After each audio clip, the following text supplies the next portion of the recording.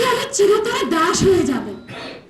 আমার ওসমানের কিন্তু মাথায় খেয়ে দিয়েছে, আমার ওসমানের মাথা খেয়ে দিয়েছে। আমার যদি হাত না থাকে আমি তোমার মাথা দিয়ে খাটিয়ে আমি আরেকজনকে দ্বারা কাজ করাতে পারবো। আপনাদের কাছে বিনীত অনুরোধ, আপনারা ওসমানের আদর্শ লালন করেন, তাই চাঁদাবাজি সন্ত্রাসীর বিরুদ্ধে দাঁড়ান। চাঁদাবাজি, সন্ত্রাসী, অর্থের লোভ, ক্ষমতার লোভ সকল কিছুর ঊর্ধ্বে গিয়ে ইনসাফের রাষ্ট্র কায়েম করেন।